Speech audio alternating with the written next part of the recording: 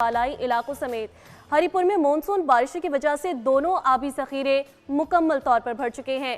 तिरबीला dam में पानी की आमद 2,31,000 क्यूसेक है। मजीद जानते हैं नुमाइंदा बोल आसिफ इकबाल से। जी बिल्कुल, हरिपुर समेत बालाई अजला में मानसून की बारिशों का सिलसिला वक्फे से जारी है। हरिपुर के दोनों बड़े आबी ज़ख़ीरे इस वक्त जो है मुकम्मल तौर पर भर चुके हैं। तिरबीला डैम इस वक्त जो है मुकम्मल तौर पर भर चुका है और इस वक्त जो मौजूदा लेवल है 1549 फुट है, जबकि फुल लेवल जो है 1550 फुट है। तिरबीला डैम में पानी की आमद जो है 2,31,000 क्यूसेक है। पानी का अखराज जो है 2,55,000 क्यूसेक किया जा रहा है। अगर मैं खानपुर डैम की बात करूँ तो खानपुर डैम का फुल लेवल जो है 1982 फुट है, जबकि मौजूदा लेवल जो है 4 फुट की कमी के साथ 1978 फुट तक पहुंच चुका है। इंतजामिया अलर्ट है। रेस्क्यू इदारों समेत जो है दीगर इदारे इस वक्त जो है डैम के स्पिलवेज खुलने के साथ ही मजीद अलर्ट हो जाते हैं। लोगों को इन तमाम मकामात से दूर रहने की हिदायत की जा रही है।